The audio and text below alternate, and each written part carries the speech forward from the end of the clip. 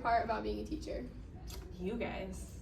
I love being able to interact with you guys and help you guys learn new things, and you make me laugh, and it's not always rainbows and butterflies, but usually this is why I do it, is hanging out with you guys. Good answer. Okay, what is the most difficult part about your job? I think that it's difficult, like trying to get students engaged and trying to get them to want to learn new things. That can be challenging. You know, sometimes you have a bad day, but you have to be able to put on a happy face, or your students are having a bad day and you can't yell at them, or you try not to. Mm-hmm. So we see each other a lot, and so keeping up that positivity and that like momentum can sometimes be difficult depending on the day. What made you want to be a math teacher? I really always thought that math came easily to me. Like in high school, I didn't really struggle that much until I got into calculus in my senior year.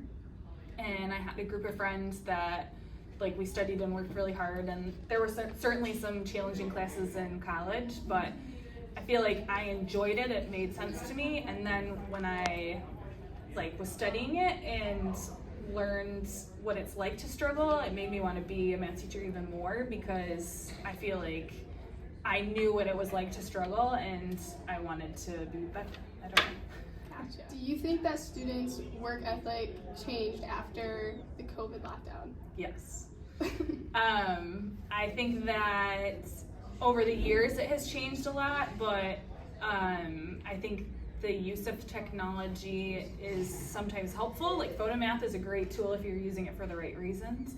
I think that students got really lazy with like homework and what was graded, and cheating I think got a little easier, and I think that it's getting better, but I would say the past couple of years it's been like being able to find the right motivation, like not motivation to get an A, but motivation to actually just know the information has been a struggle.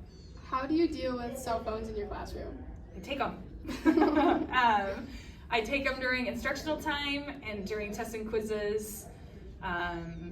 Any kind of independent work time, I allow students to have their phone, because then you guys can listen to music and check answer keys and stuff like that. And I'm sure there are kids that are not using their phone the way they're supposed to during that time, but I feel like it's a decent compromise. I don't usually get too much pushback from students because they get it. Like, while I'm learning, it's away, and obviously when you're testing and quizzing, it's away.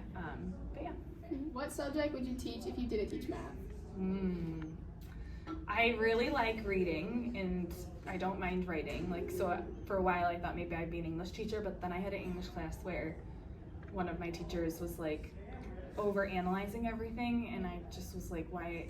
Like maybe they just wanted the room to be painted yellow. They didn't have like a back reason for it. And so then I started to be like, I didn't like the over analyzing. I just liked enjoying reading and English. So I guess I could maybe find a way to enjoy teaching English too at some point. But what made you want to teach at Heartland? It was my first job after student teaching, and I was hired in as a long-term sub, so I wasn't really legit hired my first year. And but I just loved like the staff that I worked with. I loved the teachers that I worked with.